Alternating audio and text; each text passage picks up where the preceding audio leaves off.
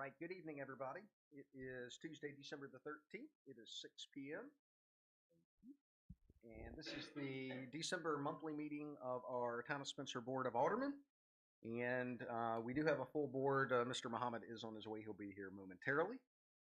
And so we will begin with the invocation.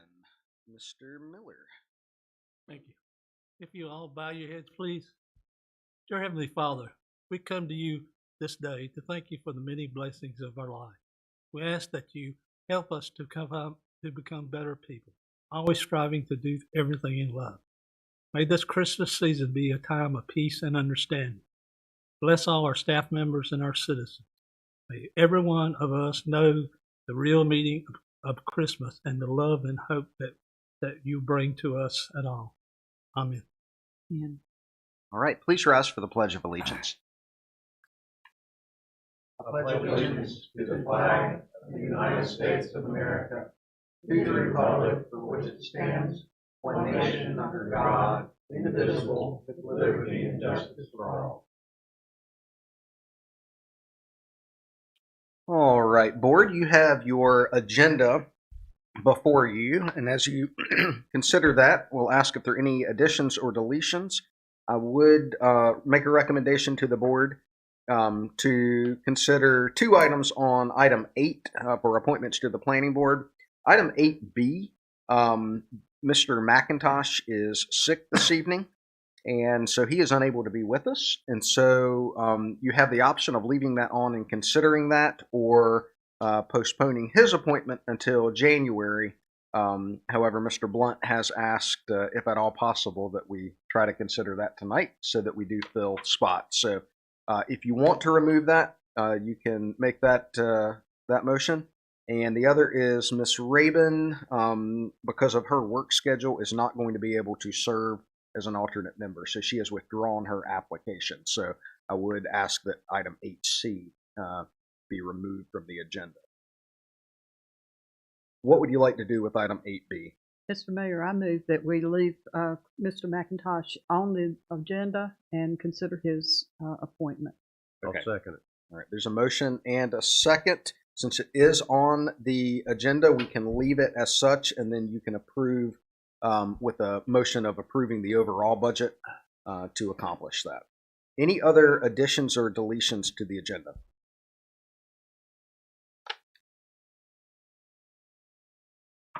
Okay.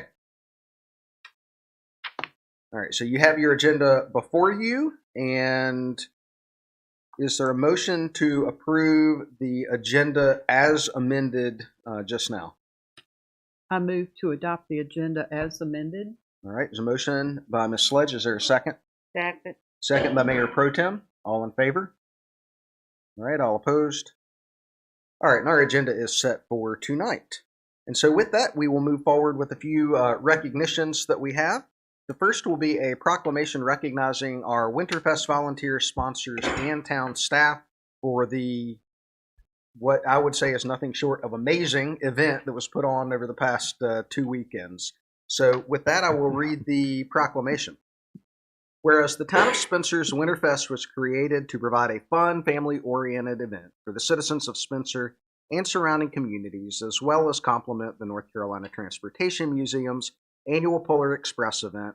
And whereas Winterfest was held during the weekends of December 2nd through 3rd and 9th through 10th, 2022, and whereas volunteers throughout our community organized, constructed, set up, and staffed numerous events during the 2022 Winterfest, which included an opening ceremony with tree lighting, Santa's House, Spencer on Ice, Freeze Your Bums Run, Doodah Kids Parade, Veterans Salute, Ugly Sweater Contest, German Christmas Marketplace, Entertainment, Kids Corner, Demonstrations, Market Huts and Food, Christmas Lane, Starlights, Market Tents, and Food Trucks.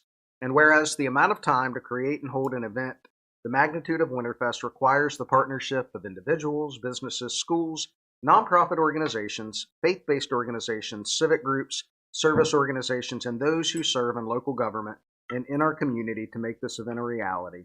And whereas volunteering one's time, talent, and resources has been an integral part of our heritage since the early days of our communities, and it is essential that we continue this tradition of giving and sharing to preserve and improve the quality of life for all citizens in our surrounding areas and neighboring communities, as well as the residents of Spencer.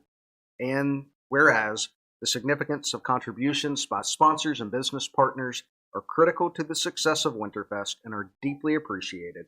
And whereas it is important to honor those who give of their time, talent, and resources for the betterment of this community.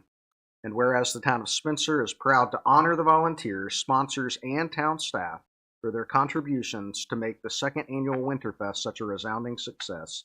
Now therefore be it proclaimed, I, Jonathan D. Williams, by virtue of the authority vested in me as mayor of the town of Spencer, North Carolina, and on behalf of the entire board of aldermen and all our citizens, do hereby thank the numerous volunteers and town members and members of town staff for their valuable contributions to the quality of life in our community. Be it further proclaimed that a copy of this proclamation be forwarded to representatives of the Spencer Winterfest Committee with our sincere gratitude for all their work and dedication on Winterfest 2022. In witness whereof, I ordered the town seal affixed by my signature on this, the 13th day of December, in the year of our Lord, 2022. And again, thank you very much to everyone that not only helped but came. I believe they estimated that the turnout over the 2 weekends was north of 10,000 people. So a very, very successful event. All right, our next recognition is for Terry and Sue Schultz for the senior dinner, and I believe Mr. Miller is going to do that. Correct. Mr. Mayor, I have two recognitions for outstanding families in our community. We are very blessed to have people that love Spencer. The first recognition family is Terry and Sue Schultz. Both of them are tireless workers in our community. Terry and Sue both work to help our senior citizens in our community. They are co-chairmen and co-chairwomen of our senior luncheon banquets. Twice a year, Terry and Sue coordinates with many fine volunteers to have the meals to recognize our senior citizens in Spencer. Terry and Sue also are very instrumental in the success of our town's community garden. They are constantly designing and building different projects in our garden. I'd like to thank them for their continued support in our community. And the second one family is Todd and Gail Johnson. And before I go into it, I want to say that family traditions are very important. The holiday season begins in our community with the Christmas parade. Our parade has been an important part of our town for over 60 years. Todd and Gail has been active volunteers for the parade for many years. This parade has a special meaning to the Johnson family. Todd's dad, Julian, was the heart and soul of this parade for many years.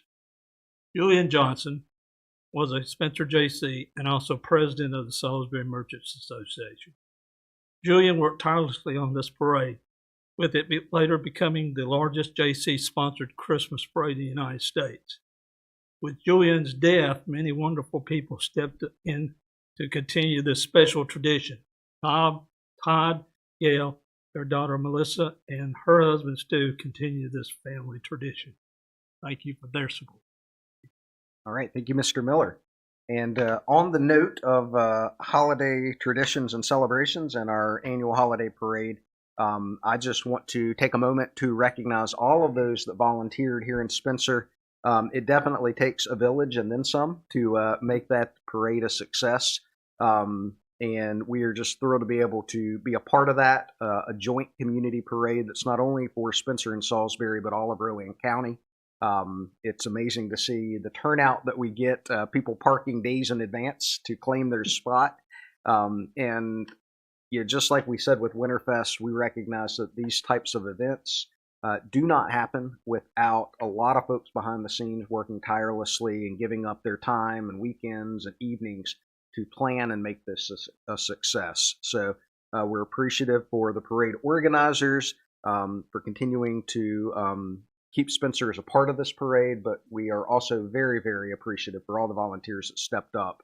I think we had kind of a rallying cry this year to make sure that we had a strong team here in Spencer to work the day of. And so I'm just appreciative for those folks, several of which Mr. Miller mentioned, and many, many others throughout our community that gave up their time to help out, as well as our town staff, because that's one of the things that we a lot of folks don't see. I guess maybe they do see as they're leaving, but our police and fire helping to block streets, make sure that everyone is safe during the event, and then also our public works assisting with setup and cleanup and making sure that it's a success. And even some of our staff getting injured in the line of duty.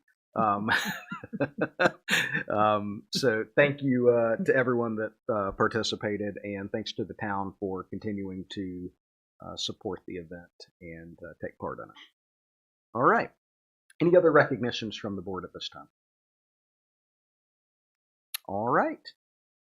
We'll move now to public comment. We do not have anyone signed up, though I do see folks in the audience, so we'll give you an opportunity if anyone does want to speak for public comment tonight. Now is your opportunity.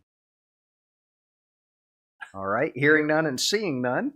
Have we received any written correspondence for public comment? Not to my knowledge. Okay, thank you very much. So we will move to the consent agenda. Board, the consent agenda is before you.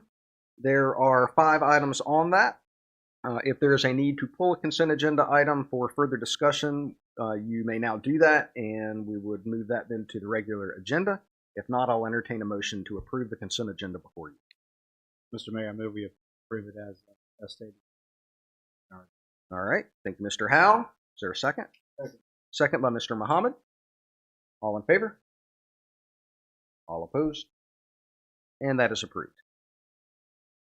The next item is item 8, and we did remove one of item 8C, so we have item 8A and 8B, and these are appointments to the planning board.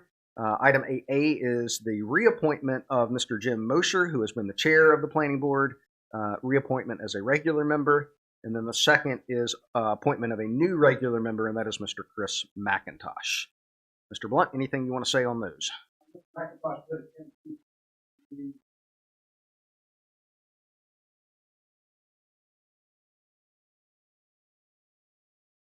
All right. Board, any questions on the names that have been put before you? Mr. Mayor, I don't have a question, but I would like to say that Mr. McIntosh, I met him probably 2 months ago, and he was an active volunteer at Winterfest. He is a meteorologist. He lives down in the area near the dialysis center down there. He and his wife are looking to become active people in our community, and I think he will be a good addition to the planning board. I meet with them as a liaison to the board, so I've had the opportunity to meet him twice at our board meetings there. All right. Thank you, Ms. Sledge. Anything else from the board? All right. Is there a motion to approve these 2 appointments? I move to approve these 2 appointments. All right. That's reappointment of Mr. Mosher and appointment of Mr. McIntosh. So that's a motion by Ms. Sledge. Is there a second? Second. Second by Mayor Pro Tem. Any further discussion? All in favor? All right. All opposed? And that is approved. Right, the next item is to consider approval of a rezoning request for parcel 043031 at approximately 900 7th Street from SFR3 to RMST zoning. Mr. Blunt. Mayor, members of the board, it seems like we've been on a long race to get here tonight on various issues, this being the first one.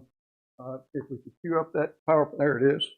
I think y'all have seen most of this PowerPoint. We've added a few slides along the way, but since this is live streaming out to the public, I thought we would run through it one more time.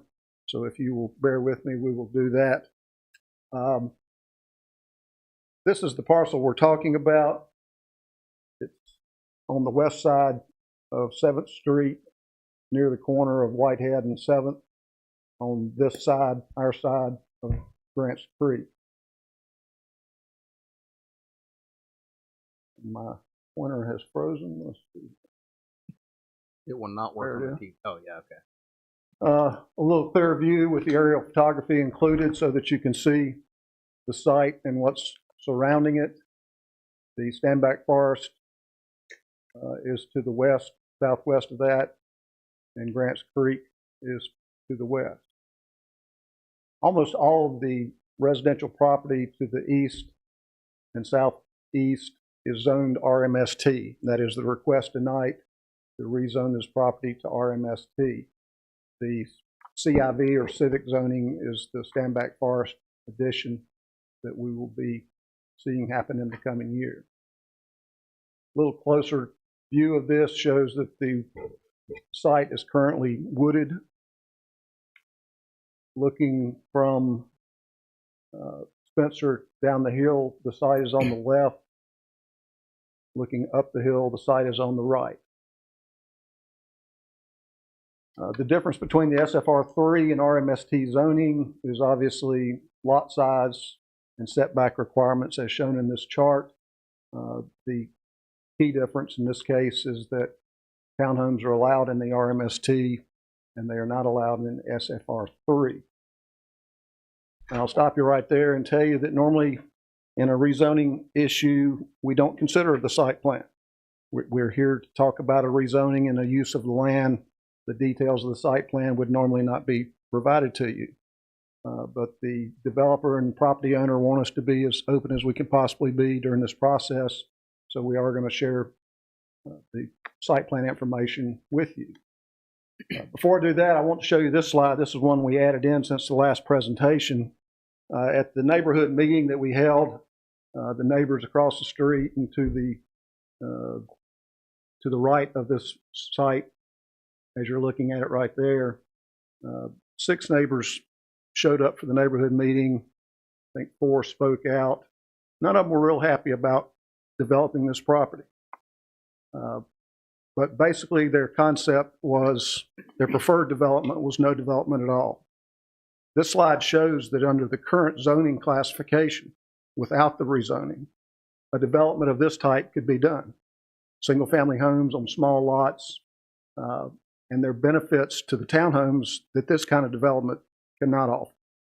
The biggest one is that in this case, as you can see, the homes across the street, across 7th Street, would be looking at the back of the houses. And if your backyard looks anything like mine, you can imagine that they're not going to be looking at the best view of the house. On the other hand, with the townhome project, the fronts of the townhomes will face 7th Street. That side will be landscaped. There will be new sidewalks and new street trees. So in fact, it will be an improvement even over the current condition. Once they saw that it could be this without any basic improvement other than me doing a site plan approval versus doing this, I don't know that the neighbors were happy about the situation, but you hadn't seen them since. They didn't come to the public hearing and they're not here tonight. I think that's some indication of their acceptance that this is the best they're going to get on a piece of privately owned property. Here's a little better view of what the site plan will look like. And this is another benefit. By doing townhomes, you can fit 17 homes on the front third of that property. If you do it with single family homes, you're going to use up the whole site. You're going to cut down every tree out there. So this is a better use of the land. It's what the property owner wants to use it for. It's something the town of Spencer actually needs. That's what it will look like from across the street, but in reality, there'll be more trees planted in front of it, so you won't see it quite as clearly as that. There is another benefit. As the town's aware, we have trails in the standback forest. We hope to extend the trail system into the new addition. We will also be working with the city of Salisbury trying to connect a greenway down Grants Creek. We need a trailhead. If you're going to have trails, you have to have some way to access it. So that little green block is a trailhead that we hope to work with the developer as they build the site to open up that trailhead site and help us develop that at little or no cost to the town. This will give us a parking space for the citizens of Spencer to access the standback trail system. When you adopted your comprehensive plan, it seems like years ago, but it was just earlier this year that you did that. Several of the items in that comprehensive plan suggested that a good approach to growth in Spencer was to encourage higher density growth, especially to the west-southwest of town. This site, you can see the site circled there, is right on the edge of the area that that comprehensive plan map shows you should be considered for higher density development. The project engineers or some of the staff from the engineering company are here tonight. Also, Mr. Victor Wallace, the property owner, is here. They will certainly be glad to answer any questions you have. They've been a pleasure to work with as far as answering questions and committing to do a good job for us. So in conclusion, on the rezoning question before you tonight, almost all of the surrounding property is zoned RMST, and that's what they're requesting this property be zoned to. The townhome development itself is supported by the town's comprehensive plan. The project will promote higher density residential development to the northwest, which is what our comprehensive plan says. That's what we're trying to accomplish. That's what we suggest you do. Again, the design engineers and the property owner are here if you'd like to hear from them. If you want me to prattle on for a while, I can do that. I'm glad to answer any questions you might have. I have a question. Go back to the slide that shows the overall view of You tell me which one you like. that one. Okay. Okay. So they go in there. What's to prevent additional units from going into the wooded area? We will approve a site plan, and that's all they can build it.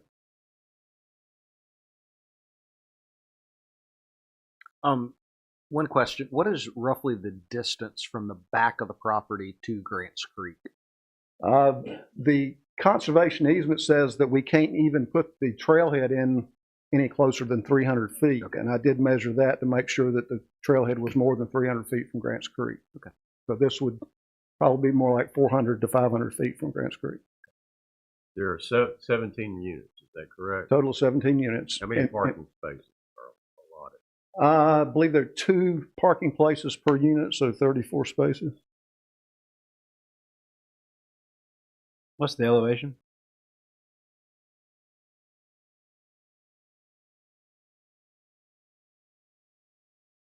Well, there it is. I mean, what's Oh, the I'm sorry. What Ground is the- elevation? Yeah. 640, 632? What are we looking at here? I could probably snatch a number out of the air and tell you, but I don't know off the top of my head. It is above floodplain level. Okay, yes, obviously it does flood over there. Yeah. It does flood. The building floodway's pad and mainly parking area will be above floodplain. It is a little higher. Yeah, yeah. For the boards, so the floodway and floodplain, actually more of it extends on the opposite side of the creek. Okay. Other questions from the board for Mr. Blunt, or if you have questions for the property owner or developer, they are here. You can answer any of those. All right, I got some questions. Continuing on the use of these townhouses, are they going to be? And I think you answered me, but I'm going to ask the owners: is it for sale or for rent? That's basically what it is. These developers will build them and sell them to somebody.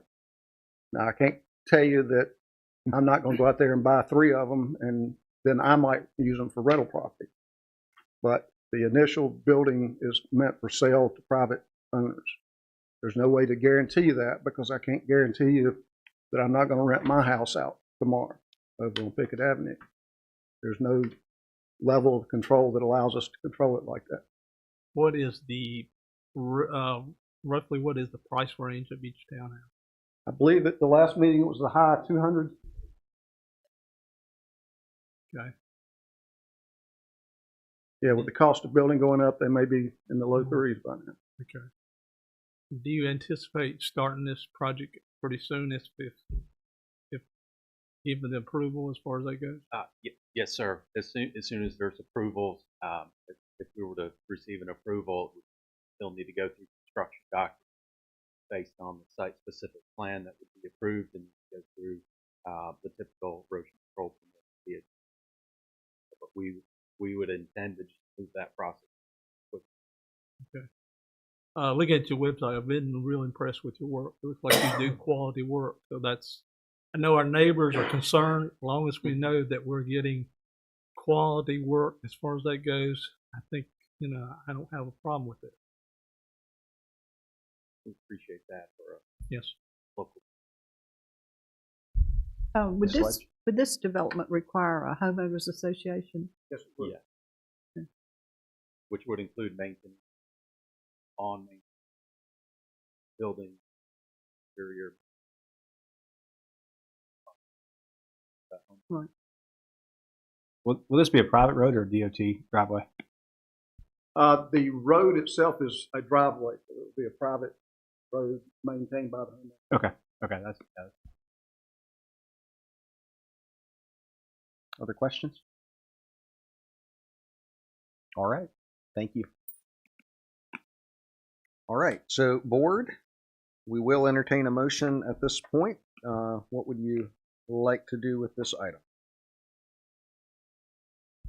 Mr. Mayor, I'd like to make a motion that we approve the rezoning request for this parcel. All right. So there is a motion to approve rezoning from SFR 3 to RMST for this parcel from Mr. Miller. Is there a second? Second. I'm going to give it to Mayor Pro Tem. She was loudest. Any further discussion on this item from the board? All right. Hearing none. All in favor? All right. All opposed? All right. And so that is 5 yeses, 1 no, and that is approved. All right. The next item is item 10, consideration of a proposed text amendment on maintenance of street trees in the public right-of-way. Mayor, members of the board, as I explained at your pre-agenda meeting, the purpose of this text amendment to our Code of Ordinances is to create some clear language on whose responsibility trees that are planted in the road right-of-way falls to. At this time, we do not have clear language that specifies if the property owner can cut that tree down if he wants to, if he can prune limbs off the tree, whether it's the town's responsibility or the property owner's responsibility. While the actual ordinance language is fairly extensive, the most important part is to understand that it clearly states that the trees planted by the town in the town's right-of-way are the responsibility of the town. Trees planted in the right-of-way by the property owner are the responsibility of the property owner.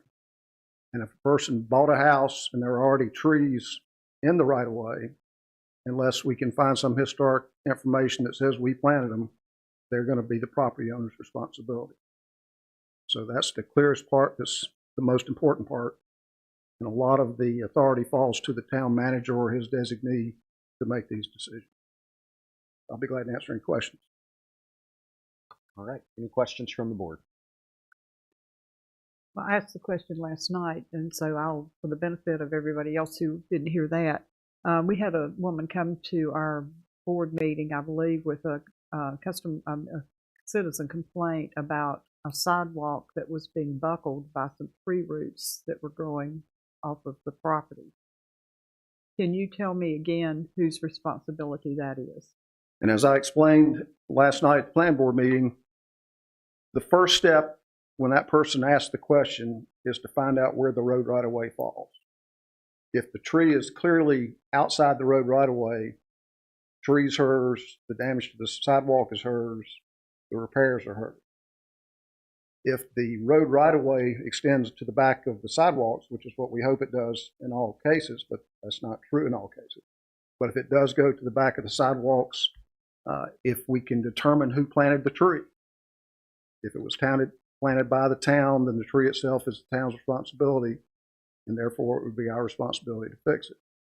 So the first step when anybody walks in the door with a question about a tree planted next to the road is to find out where it falls as far as the right-of-way line. The second step is to determine who planted it. We know who planted the trees in the planter boxes along Salisbury Avenue. The town did that. So if limbs start falling off those trees on the cars, it's the town's responsibility to go out there and prune those trees. The trees almost everywhere else in town are on private property. The question that Jim Mosier asked was the trees that are basically planted in the sidewalk area in front of stores along Fifth Street in his case. Again, that would be determined by the town manager, whether that's a street tree planted by the town or a street tree planted by a private property owner. In his opinion, his property line ends at the front of his store. So the sidewalk and the tree itself, he feels, should belong to the town. Manager will have to make that determination. And what about the trees that need to be trimmed sometimes on the opposite side of Salisbury Avenue? To whom do those belong? If the town planted them, they're ours if they're in the right of way. If they're on the private property of the Transportation Museum, it's theirs. Obviously, anytime the town wants to prune trees along the road, we can, because our right of way gives us the ability to stop trees from obstructing traffic. There was also a question asked last night at the planning board about sight triangles at intersections. If a tree is in the sight triangle, whose responsibility is to take care of that tree? That's a whole different ordinance as far as street design. And there's a calculation that shows how much of the corner should be kept clear of any vegetation. So that particular situation falls to a different part of the ordinance. Mr. Blunt, Yes, I want to ask a question. It's kind of a sideline issue, but it's something that we need to know. I've asked this question once, and I think several other people have asked it, and you just asked it. These trees over on the other side, the east side of them, who do they belong to? Because they do need to be trimmed, and we need to find out. I'd like to know, because I was told the Transportation Museum owns. I would assume that they do, because I have no knowledge that the town planted those trees. If we did, and it's in the road right of way, they become our responsibility. If we didn't, and or if it's outside of the road right of way, they become the Transportation Museum. So there's two questions we have to answer: who planted them, and are they actually in the right of way of the road? Okay. In some cases, our right of way runs, as I said, to the back of the sidewalk and beyond. Yeah. In some cases, the right of way is just as wide as the road. It doesn't go any farther than that. So in every situation, we have to look at our first look is at the GIS photography on Rowan County's GIS, which shows a right of way on that map. It may or may not be real accurate, but it gives you a good generalization of what we think the road right of ways are. I know you're busy and you got a lot of things on your list, but that's something we need to find out. I'd like to see us find out what is the answer. Did they plant the trees or what? Because that's something we need to know in the future. Well, as soon as you adopt this ordinance, Well, it's like I said, it's a side note, but it's the something- manager or his designee, and he's already told me I'm going to be his designee. Oh, really? Too bad. So it may fall to me, but that's the route it takes. Let us know if there's a problem. Any citizen can let us know if there's a problem, Okay. and we will start the process to investigate whose responsibility it is. And so that brings me to a question about actual enforcement. How practical is this going to be to enforce? It certainly becomes an adopted ordinance. You know, all of our ordinance have enforcement clauses in them. So they could be fined for a code violation if they either didn't do what needed to be done to a tree, or if they went out there and cut down all the street trees and they turned out to be in the road right of way, and the ordinance says they're supposed to get permission before they do that. They could be fined for that. Another section of the ordinance says they can't cut trees that the town owns. So if we planted trees in the park, or the ones we planted in the flower boxes, if a store owner decides he doesn't like trees or is blocking his view of the street and goes there and cuts it down, then it's his responsibility to put it back. So there is some enforcement in there. It's handled as a code violation. I forget exactly what the number is, but it usually starts out with a $50 fine, $50 per day until it's resolved. I think the bigger question is not maybe on the enforcement, but on the determination of whose tree it is. So He's a pretty decisive guy, I think you'll know that. well, I mean, that's, What you know, you- what we need to have is some type of an inventory of what trees are Spencer planted trees, right? And Yep. To my That's- knowledge, the only trees we planted are the ones in the planter box. And that's where my first and really final default would go until somebody says, hey, in 1986, the town had a big planting project out here, and here's a newspaper article that says y'all planted these trees. Or if we can search our records and find where we planted trees. Even today, we don't plant trees. We require developers to plant trees. And therefore, those trees become private property owners. So our current ordinances, and they've been in effect for quite a while as far as those standards, in all new developments, we require street trees. Those street trees are planted in the road right away, but they are private property. They belong to that property owner. I just foresee you and Jay having lots of fun conversations in the future about this. We really don't have Wake up, Jay. a lot of this stuff. It usually happens when a homeowner has trees that have damaged limbs that are falling on a car or might fall on a car. And they call and want to know whose responsibility it is to trim those limbs. Now we can say, without much hesitation, it's your responsibility. And we'll be glad to come down and look at it with you and tell you the best way to trim it, or to make a determination that the tree needs to be cut down. If you cut down a tree for that property owner's benefit, they're going to be required to plant a tree back. So I believe there's some trees that are, if not dead, very close to dead along Whitehead. Yeah, top of the hill. Yeah. The So road, the those row of are, pine trees. yeah, those are likely in the road right of way. They're definitely in the road right away. My wife complains about it every time we ride up that way. So, and she always fusses. I said, well, the city can't do nothing because it's really her property, really, the way I look at it. Well, now, if the trees in the right of way, private property trees in the right of way, Yeah. are causing a problem with traffic, then yes, we can clear those trees or cut limbs, but it will be at the cost of the town to do that. So if The cost of that the owner. that falls into the maintenance of the street right of way, that's not even a tree issue. That's maintaining the clear path for traffic. And that's where this thing works two ways. One is to determine an obligation, and the other one is to determine a right. And so we limit people's rights to cut, or we give them the right to cut, or we have the right to cut. The real issues come in on the obligation when nobody wants to pay to cut it. Whose obligation is it to maintain? That's the harder question, Right? Because nobody wants to pay money to cut a tree down. No. It's the hardest money to spend besides paying a lawyer.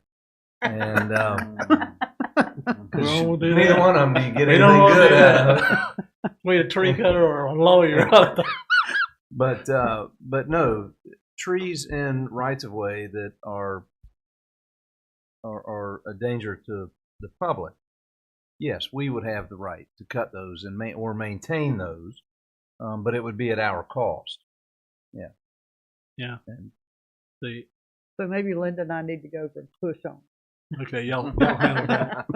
No, it's just, it looks like we're putting some more pressure or more work on Mr. Taylor back there to keep things up. And the more expense on the town, I mean. We're just trying to get some language in our ordinance so we'll have some standings to get started on it. It's the first step, and with all the ordinance text amendments we bring to you, we may need to add to and subtract from this in the future. And I think maybe it's even so that it's less on Mr. Taylor in there's clear definition, because I cannot tell you how many times we get a call about trees. And this defines the expectation and level of service that we're providing as a town, and what's the homeowner responsibility. I think it's great. I appreciate you doing this, and like you said, I think it will help Mr. Taylor as far as. Any other questions?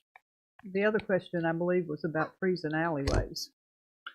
Let's not open that. There was a great deal of discussion. That's exactly what I told her. Another can of worms. When somebody comes in the front door talking about alleyways, I run the other way. Okay, I'll withdraw the question. Okay. I think it's a great question. It's one of those that we've got to get certain, like this and other things in place before that gets tackled. We examined that issue, and recognizing the magnitude of any solution, we did the proper thing and punted it down the road. Said the heck with that for a while. It is a big, big issue that will have to be dealt with at some point in the town's history. But right now, we just hope people petition you to close the alleyways. And hopefully y'all will vote to do that anytime somebody asks you to.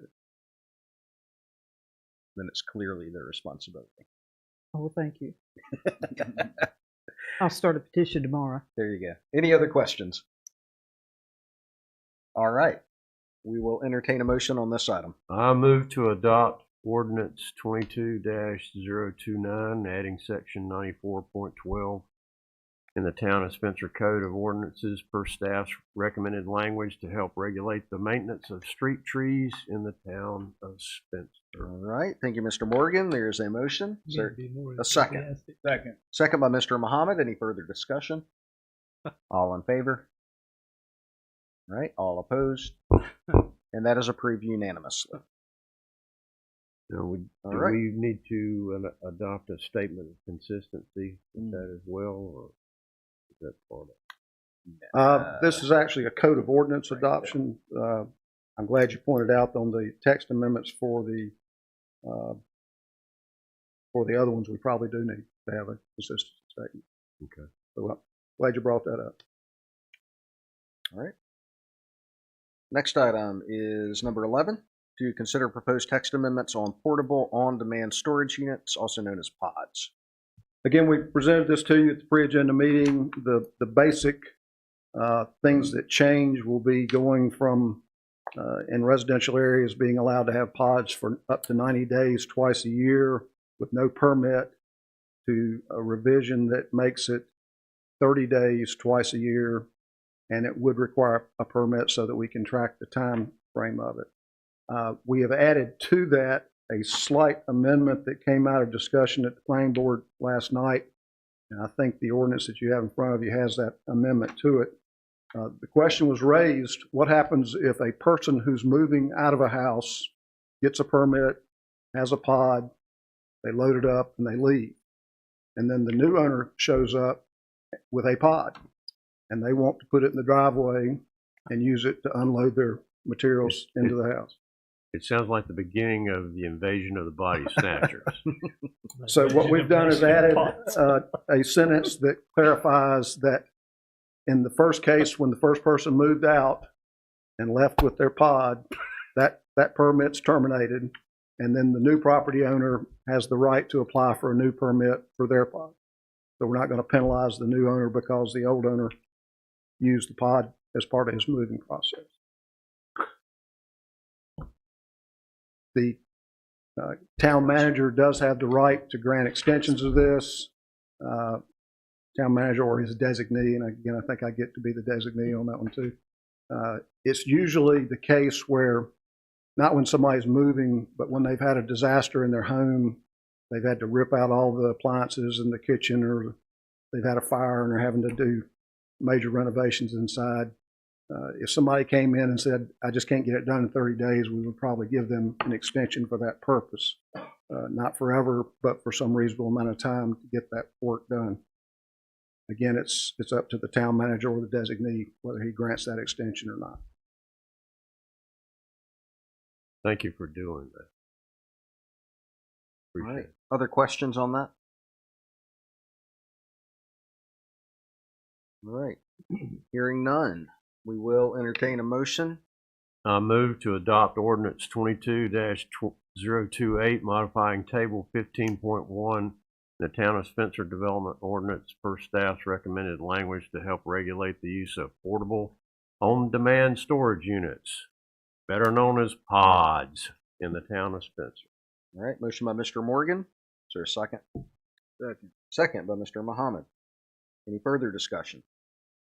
All in favor? All right. All opposed? And that is approved unanimously. And Mr. Blunt, you are asking for a statement of consistency motion on this one? Let me think for a minute. It's a text amendment. Text amendments probably would not require it, but we probably do need to go back to item 9 and adopt a consistency statement for the rezoning. Okay. And the statement usually reads something to the effect that we find that this text amendment is generally in compliance, is generally consistent with our comprehensive plan, and specifically is in agreement with the goals presented during staff's presentation from the comprehensive plan. The suggested language is in that. Is it? Yes. I was ahead of myself and didn't realize. Do you want to entertain an option to do that statement now? We will, if the board is agreeable to circle back to item 9 and adopt a statement of consistency for the rezoning that was approved. Yes. Mr. Mayor, I'm also moved to adopt a statement of consistency stating that we find this action to be generally consistent with the town's comprehensive land use plan, is reasonable and in the public interest. This decision further meets the specific development policies number 8, innovative and flexible land development planning techniques should be supported as a means of encouraging development configurations which are more desirable and which may better safeguard existing natural land and water sources, in parentheses. Number 7A, multifamily housing should be considered in all areas of the town, in parentheses. All right, so there is a motion by Ms. Sledge for the statement of consistency. Is there a second? I'll second it. Second by Mr. Morgan. Any discussion? All in favor? All right, all opposed? And that is approved unanimously. All right. So it looks like the agenda packet did have statement of consistency recommended for that street.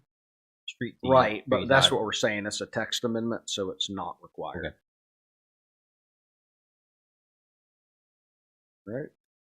Next item is for consideration of proposed text amendment on outdoor sales. I believe it's using alternates on the planning board. I'm sorry. Did I miss one? I missed one. All right.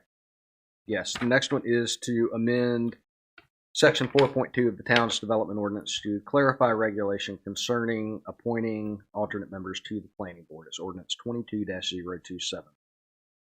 Again, this is just clearing up some language in the ordinance. Our Board of Adjustment language clearly allows for alternates to be used. Our language for the membership of the Planning Board defaults to the language of 160D, which is the planning board of any size or composition. We just want to make it very clear that alternates are allowed. Having alternates allows us to fill in the gaps when we don't have a quorum, and also we can use that as a training process for our new members, assuming we can find some people to apply. All right, thank you, Mr. Blunt. Any questions? Hearing none, is there a motion? I move to adopt ordinance 22-027, modifying section 4.2 in the Town of Spencer Development Ordinance for staff's recommended language to allow the appointment of alternate members to the planning board. All right, there's a motion by Ms. Sledge. Is there a second? Second. Second by Mr. Miller. All in favor? All opposed? And that is approved unanimously. Do we need the statement of consistency there? Mr. Dees, do we need a statement of consistency on that? I don't think so. I usually default to the safest route, and that's why I put them in there, but you don't necessarily. Well, we pay Mr. Dees the big bucks, right? That's right. We keep him awake all night. Gives me somebody to blame it on if I get it wrong. All right. Now, the next item. Makes the decision, but then I get blamed. That's the way it works. I believe it. All right. Next item, consideration of a proposed text amendment on outdoor sales. Mr. Blunt. Again, you've heard this presentation. You understand the reason for it. During your discussion at the pre-agenda meeting, a question was raised as to some of our stores that have overhangs or awnings as a part of their building, permanent part of their building. Could they be allowed to do outdoor sales in those places?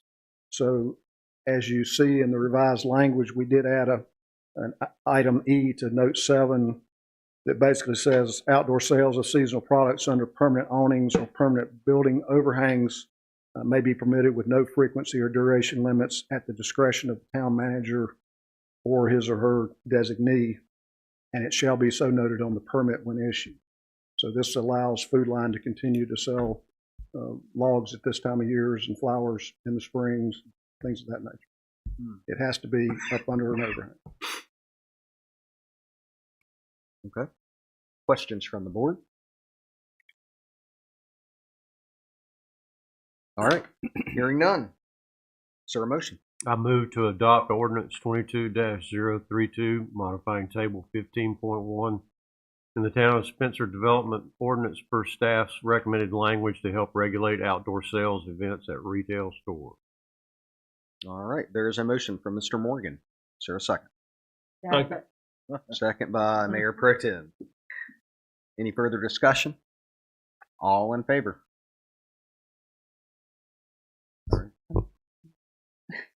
All opposed? All right, that is approved unanimously. Again, I want to thank you for all your hard work on all of these items that we put before you. The board speaks and we do. That's our goal in life. I did have a question about the one above it that limited outdoor bazaars 7 days, noting that the Winterfest we just conducted lasted 10 days. Winterfest has a special event permit issued, and it would supersede these limitations. Okay. And one of the things, as was brought up, is the effect of our new park on Winterfest. We've had some complaints from store owners about parking in front of their stores during Winterfest and other events. So we're working on that at this time to try to come up with some answers to those questions.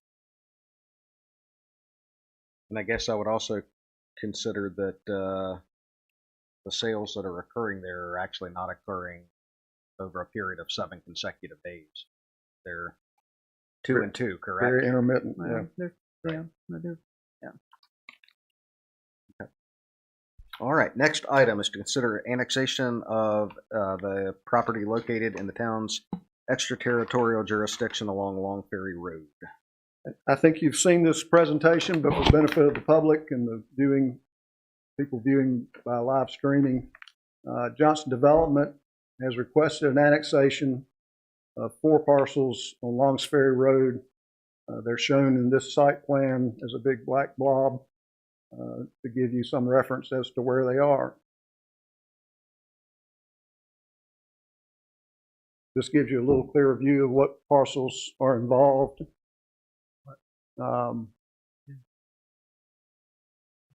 The blue parcels to the right of the parcel you're considering tonight are owned by Innospec, and they purchased a parcel that will be annexed in the near future that will tie their existing properties together so that that full block becomes town property. You're all aware of the Fisher Lamb project to the north of that. It was one of the first things I brought to you at the early part of this year, and again, it seems like it should have been longer than a year ago. But let's move back to this one. Here's your site plan of the proposed roughly 350,000 square foot distribution center that's going to go on that site that's being annexed. I've turned it 90 degrees to the right so I could fill up the screen with it, but that's a little closer detail of the same slide showing you what the building and parking around the building will look like. Is that a definite development as far as I go? That is the preliminary site plan that they have submitted for approval, and we have approved the preliminary site plan at this point. The next step is engineering drawings to show us all the details of where everything goes and make sure all the details fit our ordinance. And then we would approve a final plat before construction begins. The fact that they are moving to annexation tells you that this one is going ahead. Okay. Fine. This tells you the steps we've gone through and a few steps that we still have to do as far as making the annexation final and legal according to state statutes. This goes back to some issues we talked about early in the year about growth on this end of town. Again, this shows you the big blob to the left is the current Spencer municipal limits. The Innospec property and then the North Carolina finishing property are both satellite annexations. They're in the town limits, but they're not contiguous to the main part of town. With a few annexations, starting with the one you're considering tonight, all of this becomes contiguous, which is a good thing. The one you're considering tonight is the one we showed you earlier. I will tell you that that one sticking off to the right a little bit there on the other side of I-85 submitted their request for annexation today. So that one's starting their process. Those little yellow lines show you how it's contiguous. It ties all that together. This will show you how poorly I procrastinate, how I guess at things in the future. I thought number one would be under construction at this point. Number two would be finished. Number three would come along sometime. Number four is the truck stop project. I didn't even put a number on the one that I just told you about. So number three is moving to the lead. The one that's not numbered to the right will be after that one. Innospec probably will actually get theirs done in the interim. We're working with them on some other things. Project number four has expanded. They've bought the property to the right of it. Turned out they had some wetlands on the back of that number four strip, the southern end of it, so they need a little more land to make it work. But it is in process. They are the one of all those projects that has actually purchased the property at this time. So again, that one is really pretty much certain that it is going ahead. And when you take them all, 1 through 6, including the first part of the North Carolina finishing property, you're looking at 490 acres, 2.75 million square feet of building space, and something in the neighborhood of $350 million worth of tax base. This will be a real boon for not just Spencer, but for Rowan County and this region as we move forward to do good things. This gives you some comparison to what that is. Those are big numbers, but how do they stack up? The newspaper article on the Red Rock development out on the eastern part of Long Ferry Road quoted them as 350 acres, 2.65 million square feet, and $265 million worth of tax base.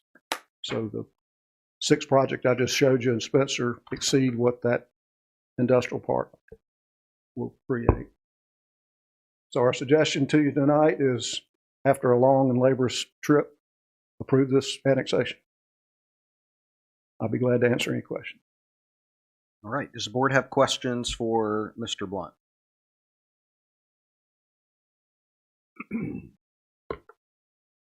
The development that's just across the railroad tracks on Long Ferry Road, is that in our? Just across to the left, Yes. that is a residential subdivision, Right. seven homes. It's already in our city limit. It is in our city limits. Other questions? All right. We will entertain a motion from the board at this point. Mayor, I'd like to propose that we accept the motion to annex this property along on the outskirts of the town's ETJ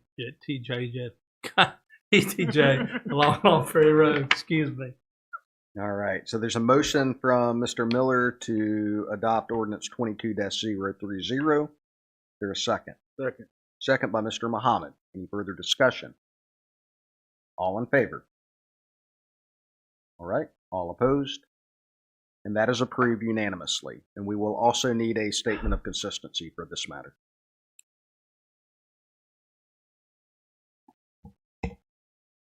Mr. Mayor, I move, I move to adopt a statement of consistency stating that we find this action to be generally consistent with the town's comprehensive land use plan. It is reasonable in the public interest. This position further meets the specific development policies. Number 1, to encourage new and expanding industries and business which diversify the local economy. Number 4, that should encourage the revitalization and reuse of unused or underutilized structures and sites. And number 11, for major commercial development should be encouraged adjacent to arterial highways. All right. There's a motion by Mr. Howe. There's a second. Second. Second by Ms. Sledge. Any discussion on that? All in favor? All right. All opposed?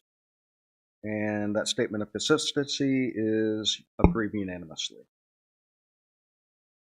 All right. I will say, Mr. Blunt, thank you for all the work that you've put in. I know you've been, it's kind of like cat herding with the amount of balls that are in the air with future and potential development and getting folks to collaborate with one another. So thanks for being the ringleader. And I'd like to add another thing too. All the preliminary work that was done to get our codes up to date and our zoning up to date, and all of the text that went along with this, that we finally got in place 2-3 years ago. Is this part of has this benefited you so that the developers know up front what's expected, so they don't have to run around with their like the chickens with their throats cut, looking and asking questions? So is this helping, or what we did several years ago? Is it coming into play now? It helps a great deal to have an ordinance that you can, when a developer calls you up and asks a question, you can immediately find it in the book and tell them what the answer is. The project on the east side of I-85, he called today, wanted to know about some details of what would be allowed under various zoning classifications, and within minutes I was able to give him an answer. And it's an answer I was confident in because it's easy to find in that particular part of the book. It took me a while to learn your book, but once I got a grip on it, once I figured out if I couldn't find it anywhere else, look in chapter 2. And for some reason, everything just settles into chapter 2. But yes, to answer your question, it is very beneficial. It gives a clear step-by-step procedure on how major developments like this are to be handled. It clearly defines what they can and can't do. And that's what they want to know, not just what we want to know, but what they want to know. They want predictability when they're going into these projects. Thank you again. Absolutely. All right. The next item on our agenda is to consider approving a budget amendment of $5,000 for a grassroots arts program subgrant from the Rowan Arts Council, and a budget amendment of a $7,000 Salisbury Rowan Community Foundation grant from the Salisbury Community Foundation. Hello, Miss Allen. Hello. Good evening, Mayor and Board of Aldermen. I'm here before you tonight to reiterate what I said on Thursday, to ask you to create a budget, or to accept the budget amendment to accept the $5,000 grant from the Grassroots Arts Program subgrant from the Rowan Arts Council, and as well as a $7,000 Salisbury Rowan Community Foundation grant from the Salisbury Community Foundation for the purposes of the new mural project in Spencer. All right. Board, do you have questions for Miss Allen?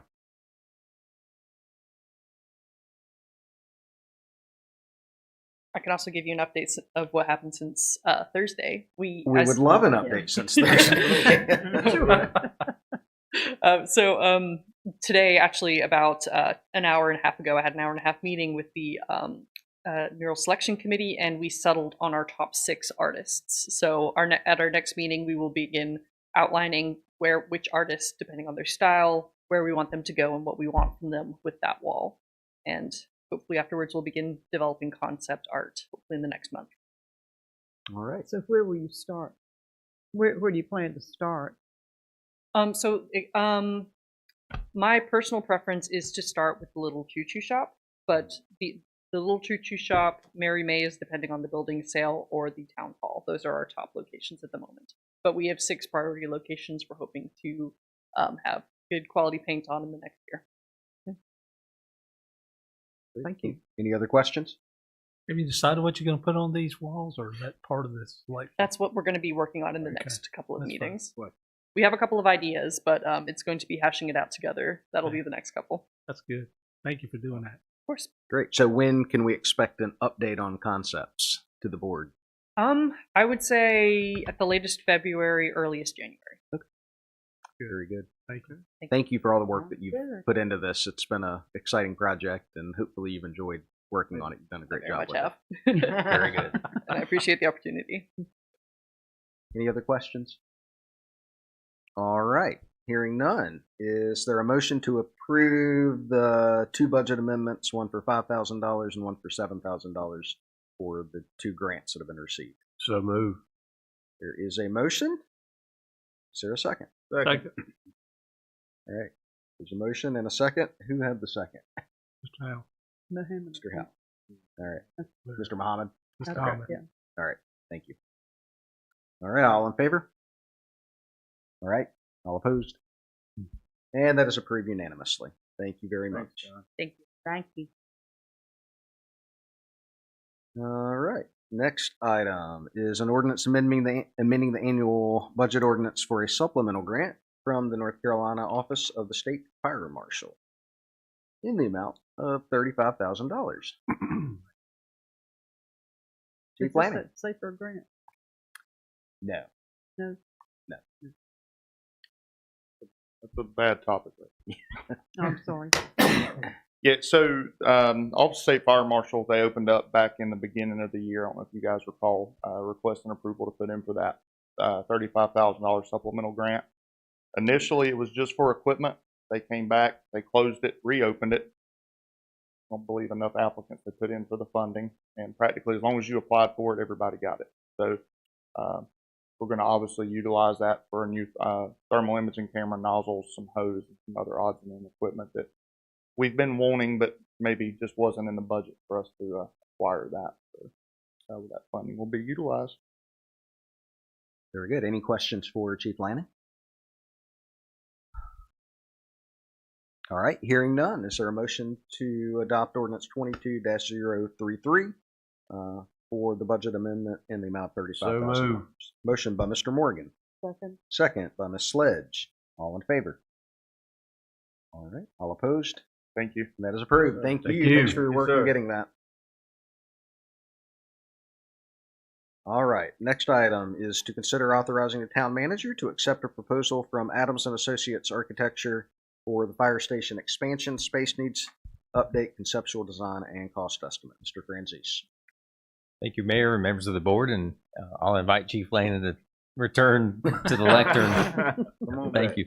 Or be nearby is fine. But this is a proposal we received from one of the firms that we pre-qualified through our recent on-call RFQ process. We met with the team at Adams Associates and talked about our fire department expansion project and kind of where we were and where we wanted to be in terms of proceeding with a design build project. And in order to do that, we needed to do a few things.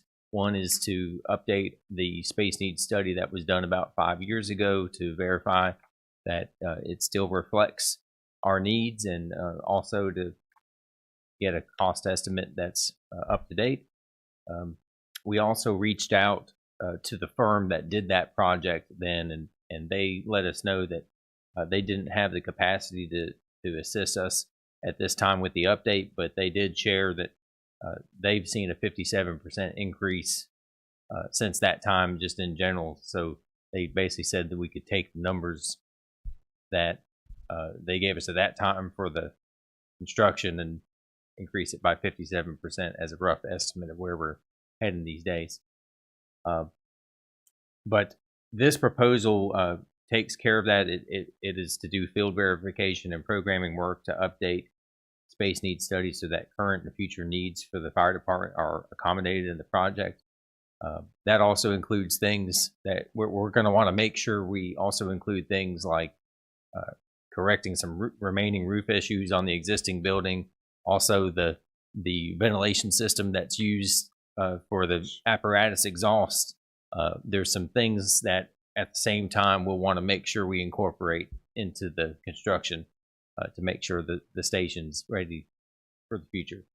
But the other part of the proposal is to take it to the conceptual design for the addition, including a cost estimate, so that we are really, after all that, ready to go with a design build project, should we feel ready to do so. And Chief Lanning, I don't know if you'd like to add anything else in. When we began this process, me and Mr. Franzese had met, and the biggest thing for me was to find a firm who had built fire stations before. Right, it's a different beast, and we Thank you. from experience here in town, by not doing so, create issues down the road. Our roof over the Bay Area still leaks. Every time we have like they're expecting tomorrow, we'll have water leaking in the bay. currently have no true exhaust system for the apparatus, right? Cancer, carcinogen, trying to reduce the risk of that for our staff. I seemed pleased with this group, seeing some of their projects they've done in Mooresville, some of the fire stations, and they seem like they actually know what they're talking about. So look forward to this potential partnership with them. Will there be a brass pole? Can I come down it? So that's been a conversation, that if it's 2 stories, that I would fight tooth and nail. The guys and gals have asked me to have a fire pole. Why not? And part of what we're actually going to have, I hope I live long enough to be able to use it. Sam said he'd pay for it. Be the first one down. We'll select a zip line. Mr. Francis. thank you. The proposal is going to include an analysis about the cost benefits of a 1-story station, trying to make use of potential additional property that may still be possible to acquire that we looked at previously, versus a 2-story addition on the existing site. So we've asked them to incorporate that into the process. So that will give us some good information to make a decision going forward about the programming and the layout. Very good. Other questions? How do you, in this, under the condition number 2, how are you going to remedy any previously performed work and not hold these people responsible for anything that's a problem now? Are you talking about with the existing structure or previous planning? In the existing structure. So I believe they've got some standard conditions that they've put in their proposal. And the second reads, with the execution of this agreement, the owner agrees to indemnify A+AA and their consultant from any liabilities resulting from any previously performed work. And that is a typical standard. But does that that would be relate applied. to the status of our building now? I think what this is saying is that if there's an issue with building already or something that's already performed, we're saying up front that we know it's not going to be this firm's issue to deal with, Right. in terms of That they did not design it, therefore they're Right. not responsible for something they didn't design. But And essentially, they're not actually going to be designing this. They're actually doing a conceptual layout, because the design process would happen during the design build phase, right. where the engineer and architect would partner with a contractor and design and build together as part of that process. Yeah. Other questions? And do you think there might be a possibility of obtaining land for an addition? the property owner of the adjacent property, I think is still open to working with the town if there's a desire of the town to acquire additional land. We just, before we enter into something like that, this process will help us understand from a construction cost perspective whether that would make sense or not. Okay. But, Good to have options. okay, but it's Good. my understanding we're going to utilize the property we have. Are we okay with the right-of-ways and the easement as far as that goes between the 2 properties as far as that goes? That'll have to all be part of the conceptual layout. They'll look Okay. at setbacks and Right. easements and everything like Okay. that. Yeah. Yeah. Anything else? All right. Is there a motion to accept the proposal and allow the town manager to enter into a contract with Adams and Associates Architecture? So moved. There's a motion by Mr. Morgan. Second by Mr. Howe. Any further discussion? All in favor? All right. All opposed? And that is approved unanimously. Thank you, Mayor and Board. Thank Thank you, you. Chief. Thank you. All right. The next one, to consider amending the FY 2022 audit contract. I feel like it's Groundhog Day. Thank you, Mayor and members of the board. we talked about this on Thursday, and just an update that Mr. Softly has received the draft report. He is currently out of town, so he needs some time to review it. But he did say that he has it. When he gets back into town, he's going to review it, and then it'll be submitted to the LGC for their review. Thank you. I do like your points to consider. Seems to be a recurring theme. Can we send us some gloves and some hand sanitizer? I actually saw a chart recently. The blue cases that are going around right now are at a level that we haven't seen in a long time, but hasn't stopped me from working. Sure, good. We do have flu shots. All right. Any questions from the board?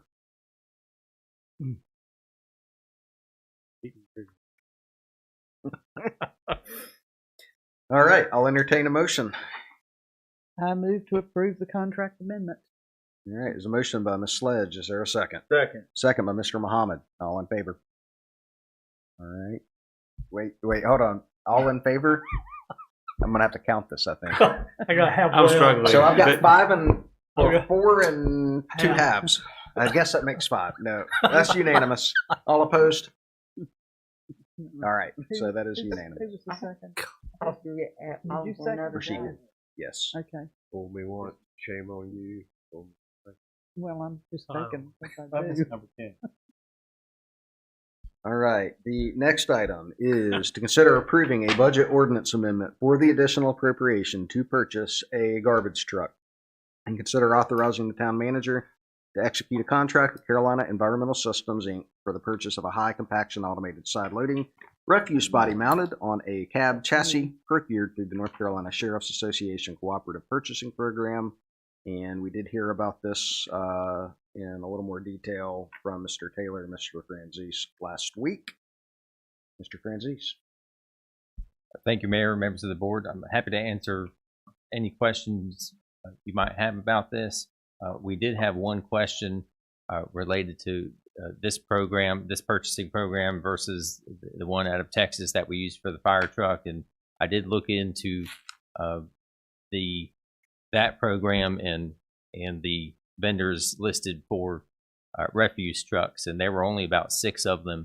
They seem to be out in Texas, and so Joel actually, and I'll invite Mr. Taylor to come up if he wants to add in, but he actually reached out and found that even if they went through the process of joining that program, the pricing would not be better than what we're getting through this Sheriff's Association program. That's correct. I talked to Ben Taylor, which is Carolina Environmental Systems, and had him run the numbers through that organization, and he said the fees alone would put us out more than what the Sheriff's Department was, because we're having to pay out of state, that kind of stuff. He said you're better off using the sheriff's, and it's the best price that they could offer. I did check it. Thank you for doing that. Oh, you're welcome. Any other questions? I got a question. You knew this was on the burners to buy one, but all of a sudden this has been thrown up to us just like that. I mean, I don't think we're against it, but why the urgent need right now? The gentleman from CES called me and said that he had 3 chassis left. Okay. As far as what he had coming, I'm not saying he has them in. You know what I mean? He had ordered those a year ago. Right. If we do not get one of those chassis, the next chassis order will not be filled until spring of 2024. Right. So that's kind of the speed up. I mean, we kind of knew that the truck was coming, that kind of stuff, but it did kind of speed up a little bit when he said, you're not going to be able to get a truck till mid 2024.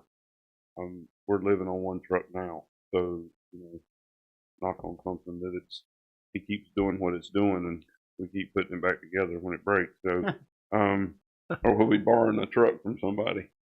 And we've kind of got that set up through CES, with other organizations if we need that. But we want to get something in the works so we don't have that option, have to use that option. We don't have to. With the need for fire trucks and garbage trucks and police vehicles and all this manufacturing going on around us for buildings, you think we could talk some potential manufacturers to move their plants here or build Oh, a that would be plant great. here. That would be Maybe we get a excellent. little, Would be nice. little cut on the On the side. the assembly line. Exactly. That sounds great. I agree with that. See if we can get them out there. Need some annex, more property. Okay. Other questions? Charlie agrees. Charlie agrees. Right. Exactly. Thank you. Thank you. Thank you. All right, so at this time, I'll entertain a motion to approve ordinance 22-034. So move. The motion by Mr. Morgan. Is there a second? Second by Mayor Pro Tem. All in favor? All right, all opposed? And that is approved unanimously. All right.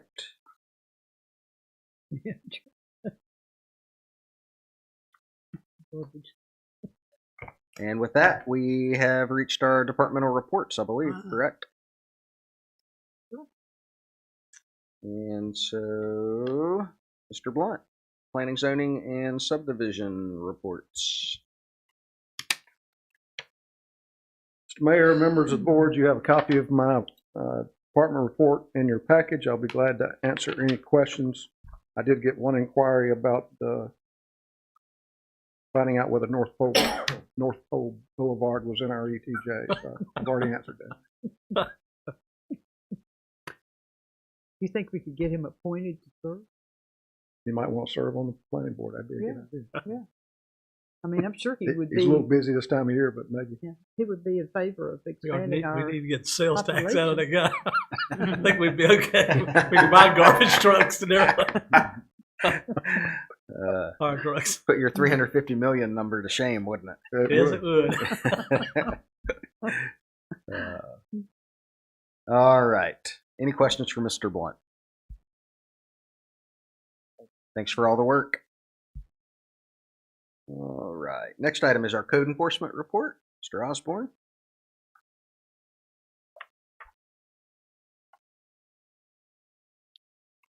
Mr. Mayor, members of the board, you have my report. I have nothing else to add pending your questions. Questions for Mr. Osborne from the board? Yeah, I'm gonna actually ask a couple right on the front here. 119 Fifth. I saw you met with Presidency. What's going on with that one, or where are we with that? So the country store at this point, I started fines on that particular property. The property owner submitted an appeal to that process, and at that point it stopped all additional fines. And so that we're pending a zoning board administration or administrative hearing at this point, which I think Mr. Blunt has got scheduled for early next year. I mean, in terms of meeting with Preservation NC, what do they have thoughts on it, or what's? At this point, they're just trying to review their covenant and to decide how they want to move forward. They're up to date with everything we've been dealing with here in town, and I haven't heard anything back since my last update.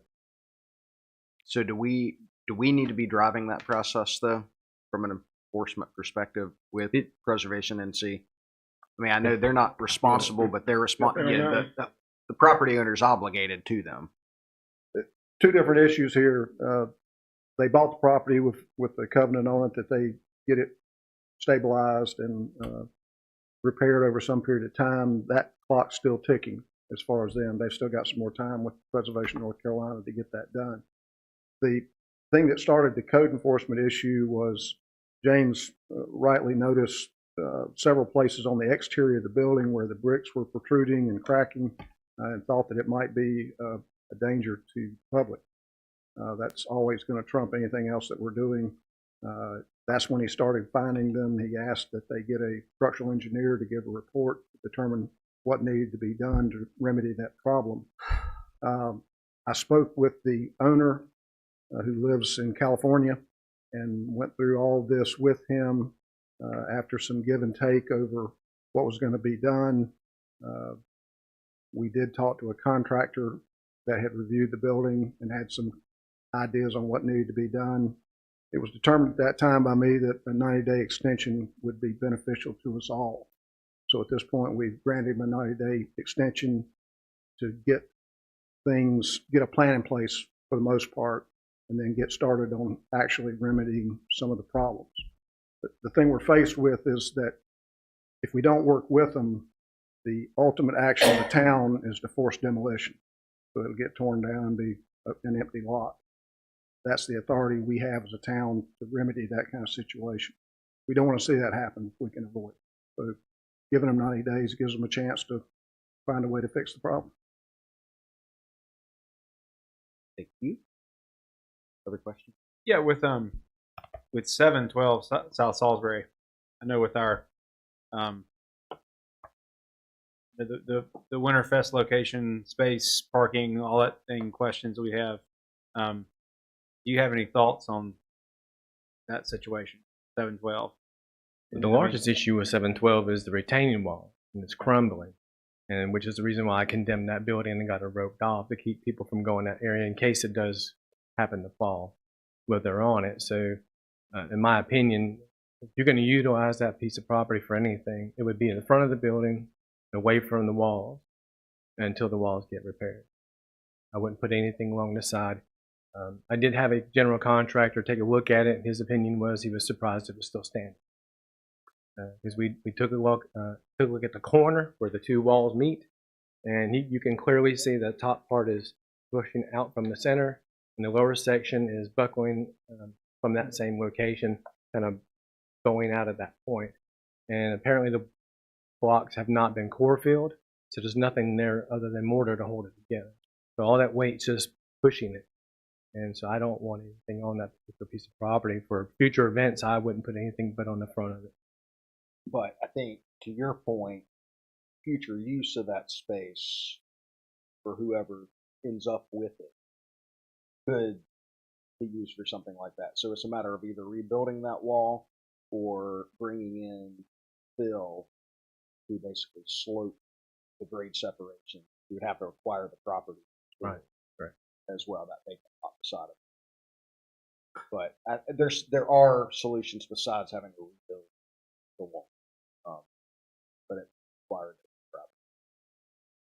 And I can't remember if I noted in my report that the owner is deceased, and the tax foreclosure process has started on that. So, I don't know if the heirs have tried to do anything with that property. My guess is they want to stay away from it as much as possible. The other consideration is underground storage tanks and everything like that would have to be addressed. I'm not sure if there's product in those tanks yet, as of right now or not. That would be a large chunk of money to clean up. All right. Any other questions for Mr. Osborne? All right. Thank you, sir. Thank you. Chief File with our police department report.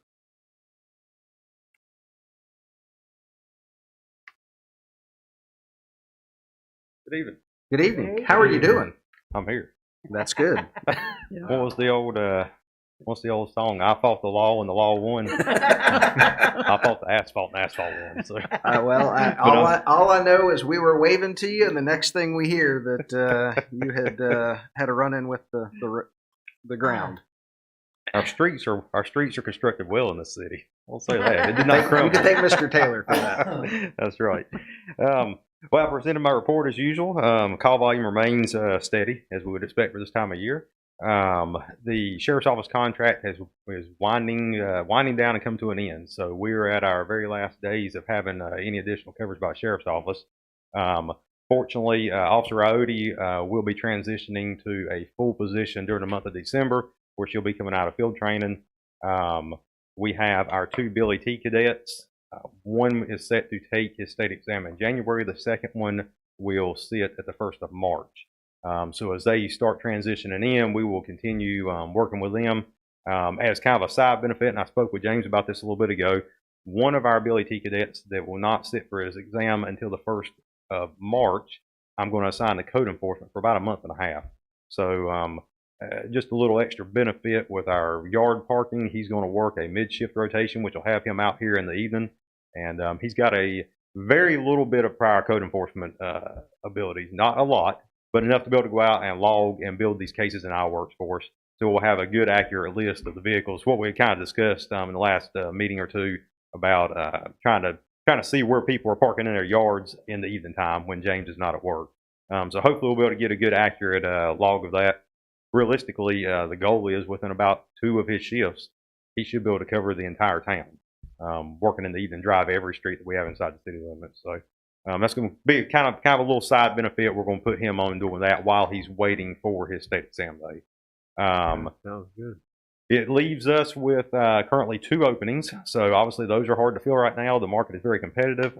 Fortunately, we are running a process for the detective sergeant position next week. We just confirmed that with some outside assessors. So next Monday we'll be running a process on that. Hopefully to be able to select a good candidate for that position. That will leave us with 1 open on patrol currently.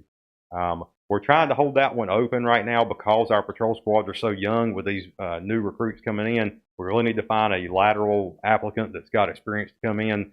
The goal was to have our new Billy T recruits paired with more of a senior officer. So our desire right now is to hold that position, hopefully to utilize the funds that would have been paying that full-time officer to allow some of our part-time people to work a little extra, which will still give us overlapping coverage, but have somebody with a little more experience out here on our street. Aside from that, I will answer any questions that you have for me. All right, thank you, Chief. Questions from the board? So we're still using a little bit of help from the county. Is that correct? We were, I believe. I can actually look at the schedule. I believe today was the final day. Really? Okay. It was coming to an end. I can actually give you a real quick answer on that. Yes, today was it. So we had some additional assistance today. We have an officer that's out sick, so we did have some additional assistance yesterday and today by the county.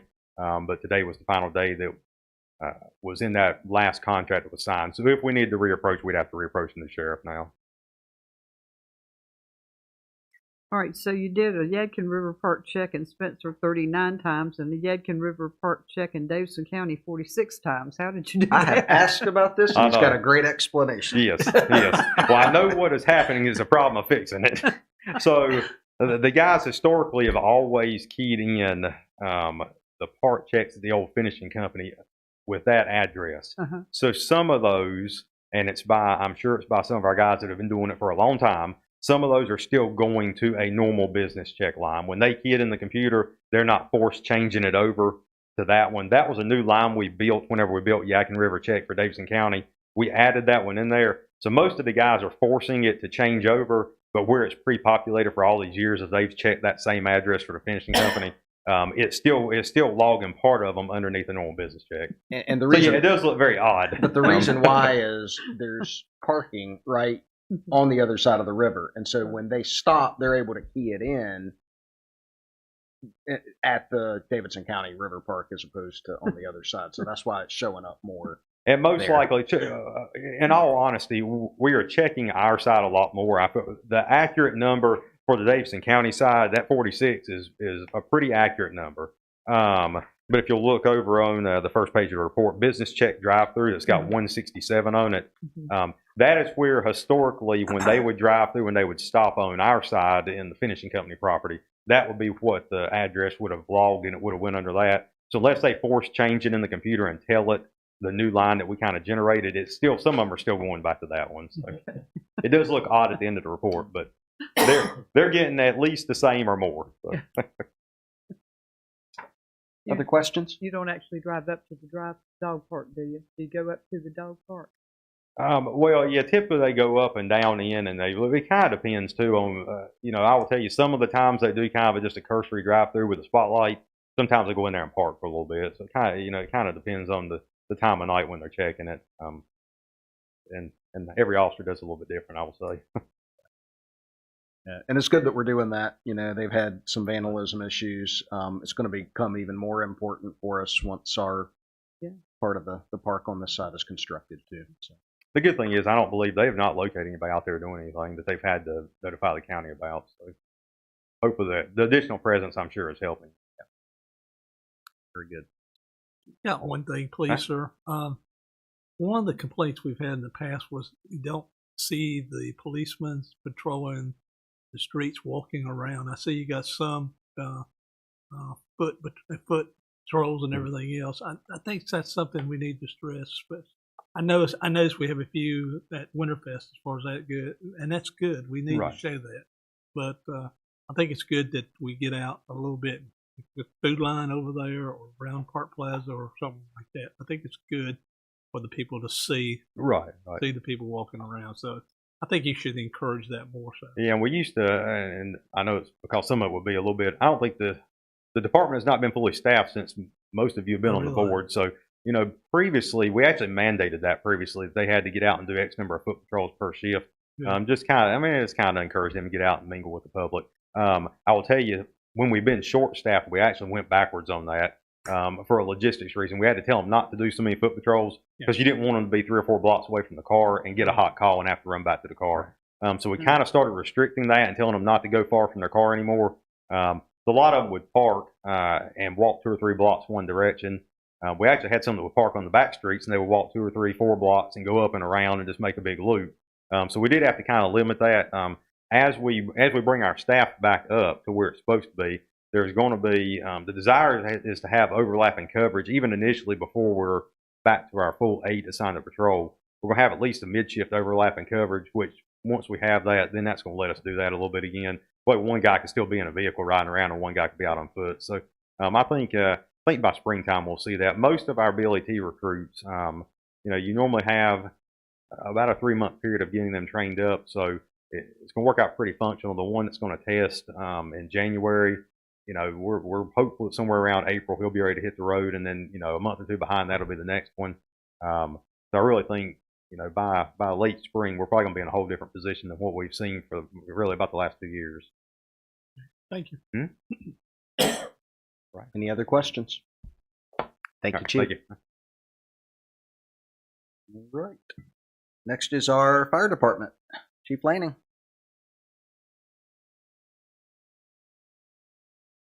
Mayor and board, hello again.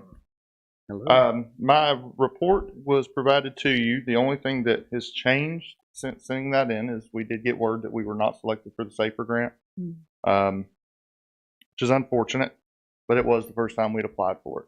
So again, we're competing with every fire department nationwide that puts in for government funding, and sometimes we get it, sometimes we don't.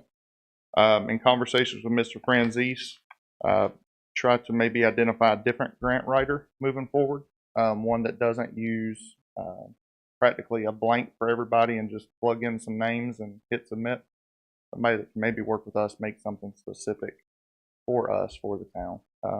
You should try somebody by the last name of Morris. He's pretty good. He's pretty good at getting. I've heard the success rate's pretty good. Yeah, and we live and learn, right? Yeah. Had a little bit of knowledge of this from other agencies surrounding us, and they had luck with them, but we did not. Other than that, do you have any questions for me? Thank you for everything you're doing. Yeah, and I know it's kind of threw you a curveball not getting that, but we'll figure it out. Thanks for taking the time to go through the process.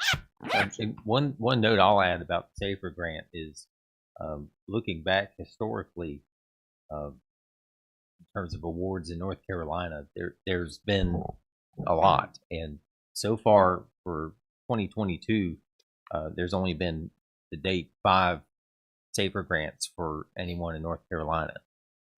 So I don't know if what the trend is there, or if there's a focus elsewhere, or if that's part of it. But we need to figure out what state got the most and figure out what they're doing. Well, and there's no rhyme or reason. I think Winston had got upwards of around 20 million, and so it's, I don't know, maybe the way they pick just doesn't make sense to me. I would always maybe start small one. But anyways, I'm sure they're appreciative of their award. So.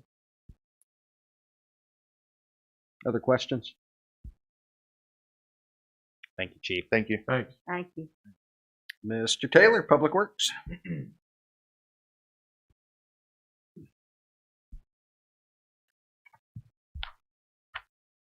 Good evening, Mayor, members of the board again. Good evening.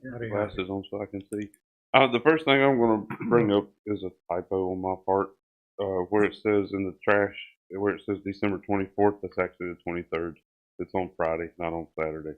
So But our regular services are running on schedule. The leaf pickup is a little behind because of all the rain we had last week. It just slows things down tremendously. Still ahead of Salisbury, though. Yes, sir. We are. There's definitely a difference in my part of town, so keep up the good work. Thank you. Thank you. But we are running a little behind because of the weather last week, and we're trying to get as much done this week as we can before the weather's fixing it again. So we'll keep it going, and we'll lapse into New Year's if we have to. We've done it in the past, depending on the wet weather.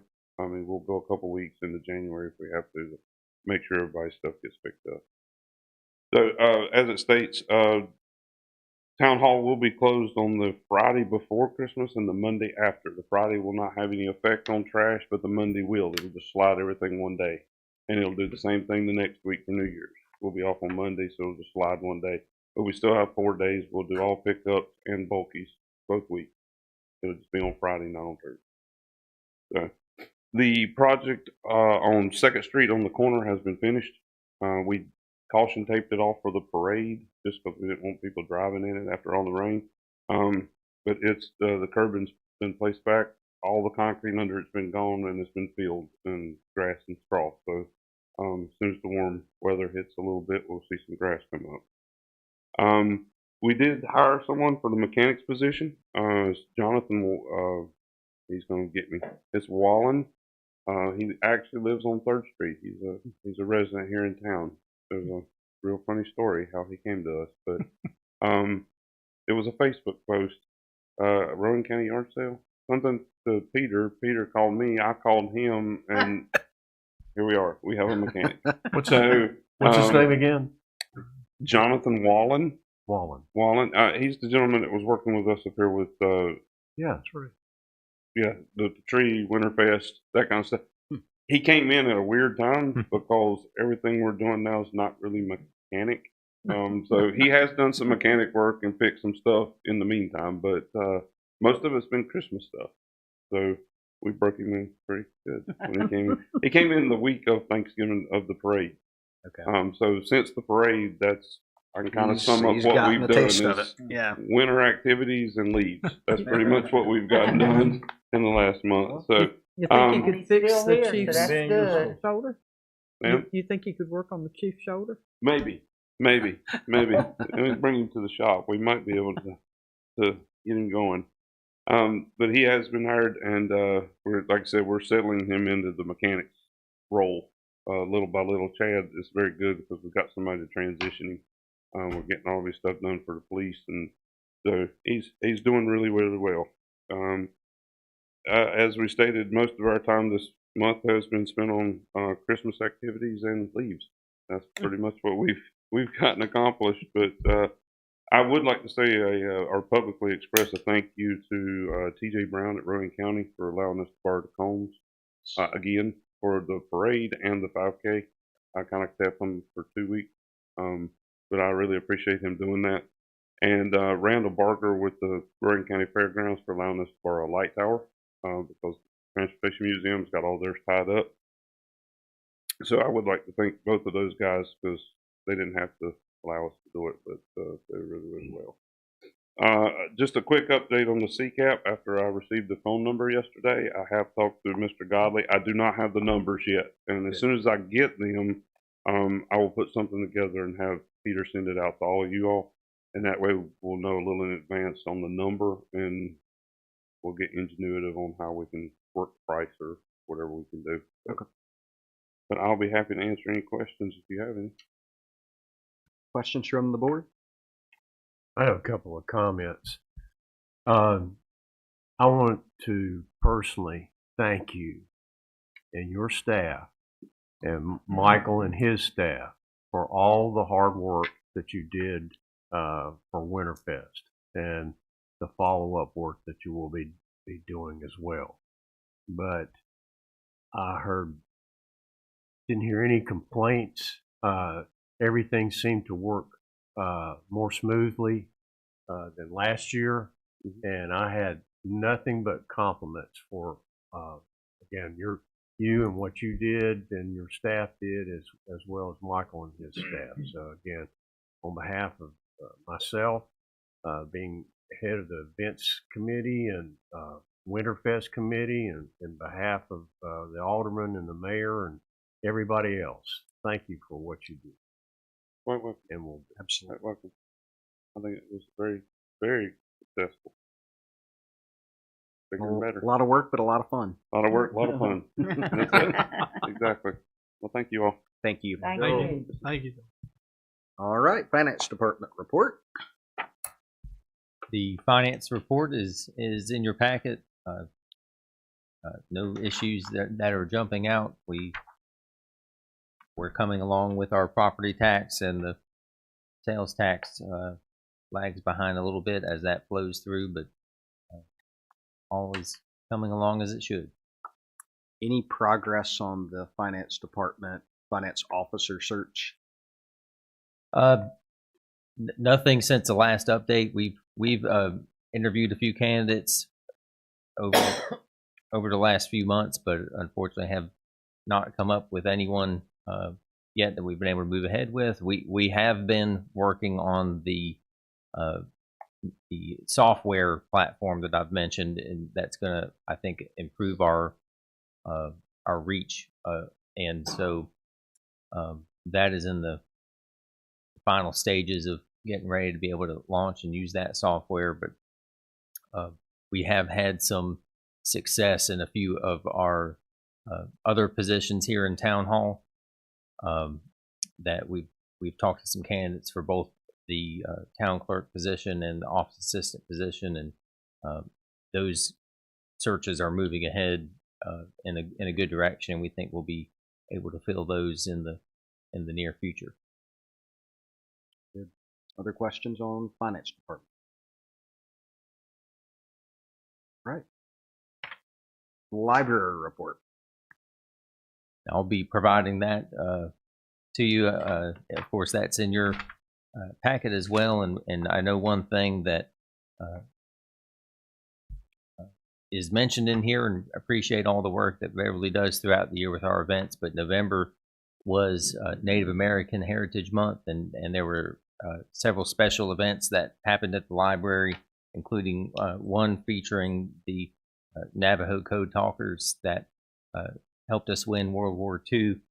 And so that was one really neat event that happened. And then there was a second event focused towards children and some of the stories that feature Native American culture and customs. And so wanted to highlight that and appreciate the various events that come about at the library. Encourage everyone to continue to tap in there and check out what we have offering.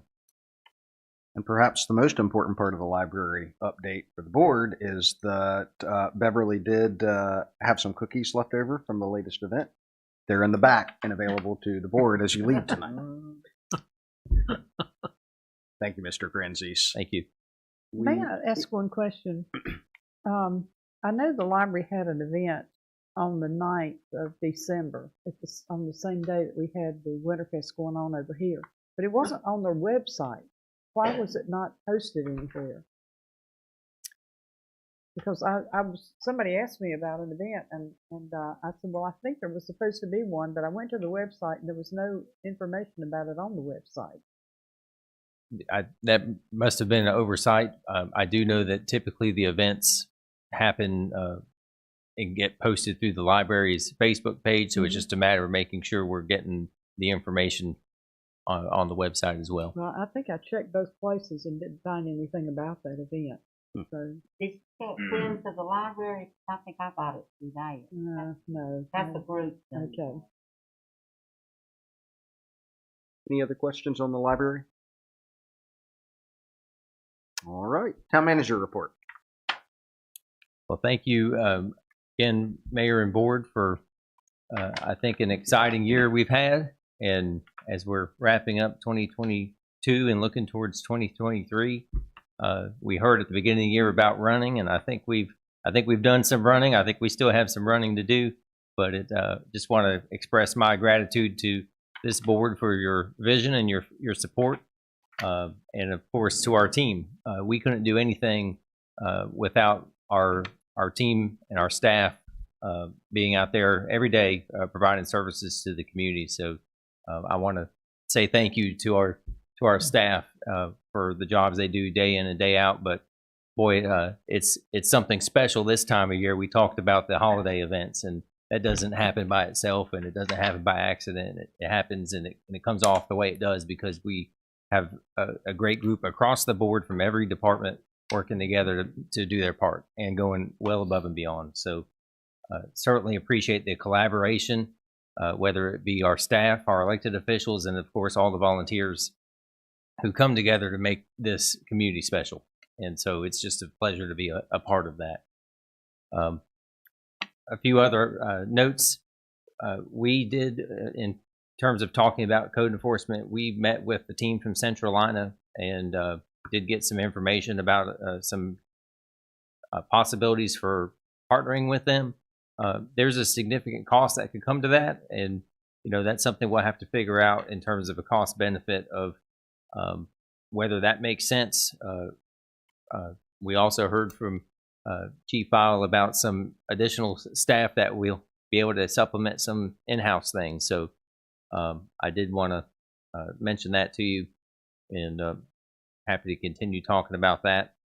And we also, of course, I put a note in my report about the holiday schedule for 2023. That is established through our personnel policy in terms of the town holiday schedule, so we don't necessarily have to adopt it, but we did put a draft schedule for your reference in case you have any questions or you see any adjustments that you think we ought to make. But we will be eventually publishing this draft schedule in a final form to the community, but it resembles the same type of schedule we've seen over the last few years. All right. Thank you, Mr. Franzese. Any questions from the board? All right, hearing none, we will move forward. I don't see it on here, but typically have comments from the board and mayor. So, Ms. Sledge, we'll open it with you. Well, I'd like to just say thank you to everyone who was involved with Winterfest. I was one of the people responsible for lining up volunteers, and most of the people we contacted were willing to help us, and so it truly takes a village to put this thing together. I mean, it's an incredible amount of people that stepped up to help us. We couldn't have done it without that group. And thank you for all the staff for everything that you all have done to make it successful too. So it's been a pleasure to work with you all this year, and I look forward to a successful January and the start of 2024. Thank you, Ms. Sledge. Mr. Muhammad. First and foremost, I would like to say, piggyback off what Ms. Sledge stated, thanks to all the department heads, employees, and staff of the town, as well as the mayor and board of aldermen for making the event successful, from the parade to the Winterfest events, and they were safe. And that's the beautiful thing of it all. And various residents and people from afar stated that they enjoyed Winterfest last year, but this year they said it was more things to do, the ice skating and then just the vendors, and they really enjoyed it. And they wish their town had more events like this, but they said they will be coming to further years. But looking forward to a successful new year coming in, moving forward. Thank you, Mr. Muhammad. Mayor Pro Tem. Well, I would just like to piggyback on everything that's been said. I was especially proud of our town this year. I think we had a great year. We're headed in the right direction. The town ended the year just looking absolutely beautiful. And Winterfest was a smashing success. And it couldn't have happened without all the help from the town hall employees and the committee and the volunteers. And we really appreciate everything coming together and making us have a very special ending. Thank you. Mr. Howe. Sure. Two things. First, I know Mr. Blunt and Mr. Morgan have already asked us this week to think about some issues, not issues, but some future planning with Winterfest and with the many things we've got going on this time of year, and hopefully other times of the year as we move forward. I brought the 700 block up a few minutes ago. Not that's just an example of, I think, some opportunities. I know we have our old building over on between the 600 and 700 block. Some opportunities to use land that we have, or facilities that are conceivably open to do some some both temporary, maybe more future things to locate some of those areas. I know maybe none of those solve the issues totally, but as a holistic matter, maybe they do, or they help. So I encourage us to look at that. I think that's well worth our time. The second thing, how much time do I have? I'm just kidding. Time's up. You got 1 minute. The second thing, I just from the bottom of my heart want to thank not only the Winterfest folks, the volunteers, but to build on something Mr. Miller said at the very beginning of the meeting, the folks who helped out with the parade, who strapped on the boots and just went to work, and both physically and mentally. The ask that we found ourselves under a few months ago was inartful, and that is as nice as I will put it. But I appreciate the fact that we all put that aside and focused on what needed to be done. So to the Purvises and Steve and his folks and Miss Pinkston and the mayor and everyone who helped out, and the Johnstons and everyone else, it was, I think, tremendous. I think in the history of Spencer, something that Mr. Miller hit on a few, earlier in the meeting, I think we've always had to have that kind of enterprising, go do it, go for it spirit. I think it's the reason why all the great things that are happening right now are happening. And it is truly inspiring, and it's told me and helped me realize I've got to do more myself. So thank you, truly. I appreciate your help. Thank you, Mr. Howell. Mr. Morgan. Well, again, thanks to it's what I said before. Thanks to all the people involved in Winterfest, but there was especially a core group that really should be acknowledged. Sherry Mason Brown, Corinne Malden, Kim Lentz, my wife Sherry Morgan, and Lauren West. Those women did a phenomenal job, and it wasn't easy, believe me. I can tell you that Mark Malden and I had a couple of discussions about some things involving marital situations that, but I won't go into that. It was funny. But again, going back to several years ago, this town really was in pretty bad shape. There wasn't a lot of camaraderie. There wasn't a lot of pride, and that has changed. This has been a very busy year for all of us. Things are changing, and I think a lot for the better because of all the things that have been done to get us here. But there's still a lot to do. We still have a community that there's this disconnect. And we were commenting about it during Winterfest.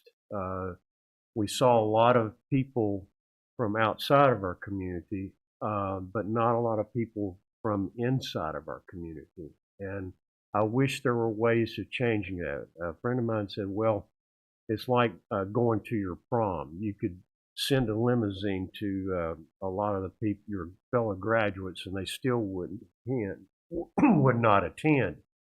And Kelly Alexander, the Transportation Museum, brought that up as well. We don't see a lot of people from Spencer coming over to the museum, and I wish there were. We're still working on ways to change that, to bring people into the fold and get more volunteers. That's the one thing that really really bothered us this year was the not the lack of volunteers, but the low number of volunteers, because everybody did double duty, so to speak, and triple duty. I would like to thank Kelly Alexander. She sent out an email, and I think it was on their Facebook page, and also asking that all of the attendees for the Polar Express to utilize their parking facilities to and for people to avoid using our area during our Winterfest event. And I want to thank her and personally for doing that.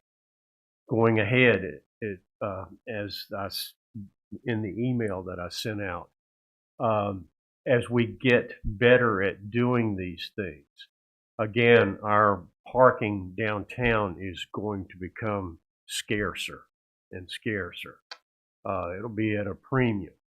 I think it would behoove us all to get together maybe sometime in January with the Winterfest committee and anybody else that would like to get involved and have a roundtable event where we just throw out ideas to see what we look like another year, another 5 years down the road as we continue to host Winterfest and also try other events as well to try to, again, to bring more of our citizens into a participatory, if that's a correct word, but to get them to participate and get them involved in our community. And I think if we can get there or work towards that, I think the community as a whole would be much better as time goes by. So, thank you, Mr. Morgan. Mr. Miller. Yeah, I'd like to comment on one event that happened last week, and I'd like to thank the town for their involvement. Last Monday night, the town sponsored a night out for the staff of town as well, and it was good to see the members of the staff out where they actually got to skate. They had a food allowance, and I appreciate what y'all did as far as that goes, because I think as our town manager tries to stress, Team Spencer, that's which one of your comments, it's good to see the kids out, family kids out, and also I saw some grandparents out. And it's good to see that. That's what builds a strong team, and I commend the town for sponsoring this event. So thank you. Thank you, Mr. Miller. One more thing. Absolutely. This will be brief, but I wanted to give a shout out to Beth Nance also, because she got together for the first time in quite a few years the Spencer Candlelight Tour of Churches, and it was just beautiful. And we probably had 50 to 60 people, and 5 churches participated. Next year, we're hoping we'll have a few more.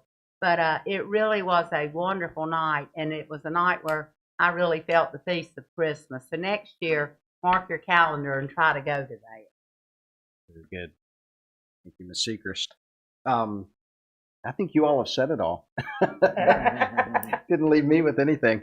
I do want to piggyback on Mr. Morgan's comment about Kelly Alexander with the Transportation Museum, and also note that in addition to asking folks that attended the Polar Express to make sure that they parked in the Transportation Museum slot, perhaps even more importantly, is she encouraged them to come over and take part in our Winterfest event. And I will tell you, I saw a lot of folks in pajamas. Yes, sir. So, again, it's just, I think what we're seeing is a testament to what can be accomplished, even in a small town, when folks collaborate and work together. When we roll up our sleeves together, some of these things started as grand dreams and ambitions. Winterfest was one of those. And that dream and ambition started maybe 3.5 years ago, and it's pretty amazing to think when somebody came up with an idea that everybody rallied behind, what the folks have made it into. And again, it takes all different, takes leaders getting together and coordinating the event, folks with vision to see what it might look like, and then it takes folks with the boots on the ground to make it happen and make it successful. There you go. So it's just a pleasure to be a part of it all and see it happening. We've heard with great success also comes new challenges.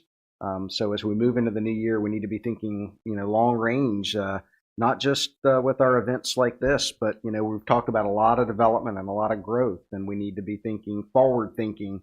I will say that as I talk with state legislators and other community leaders around, there's something that we are doing that has people's attention. And I think one of the messages that I heard earlier this week is because we're doing it with forethought and with vision. That's not to say that we can't continue to have some forethought and think about some of these things, because things are moving very fast right now, and that's good for our community. But as leaders, it means we've got to move even faster to make sure that we're ahead of them and making sure that the road is paved for those things to happen, and happen in a way that's going to benefit and not negatively impact our entire community. So I appreciate the time that y'all put into working towards those and towards those goals and solving those challenges, and especially to our staff who put the long hours into making those happen. Are we going for round two? Round two. One more thing.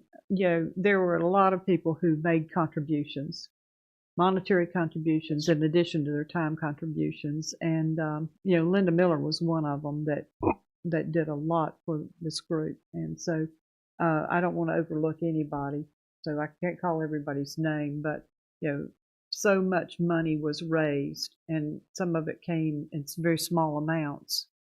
But it wouldn't have been a success without the support of the sponsors that we had. Yeah, the Winterfest is a huge endeavor to put on financially, but part of the reason it is because the folks that organize it have made a commitment to making sure that they can keep this event free to our community and visitors, and I think that is incredibly important. And I can't tell you the number of folks that, when I was greeting coming in, were surprised by the fact that there was no entry fee, that you could ice skate for free and those sorts of things. And I think the reality is that's what makes us a little different from other places, is that we can roll our sleeves up, work hard together, work with folks within our community and beyond our community to raise the money to put it on, so that it benefits folks here and really throughout the country, because we saw people from Virginia and Florida. So it's, and the thing about that is, when kids have a good experience at those type of events, they go home and their parents remember it, and they go home and they tell their friends. And so we have people in Florida talking about how great little old Spencer is right now. That's a pretty cool thing. All right, with that, we've reached the end of our agenda. Is there a need to go into closed session? Hearing none, is there a motion to adjourn? So move. A motion by Mr. Muhammad. Is there a second? Second by Mr. Morgan. All in favor? All opposed? All right. Did you just We stand adjourned. Y'all finished strong.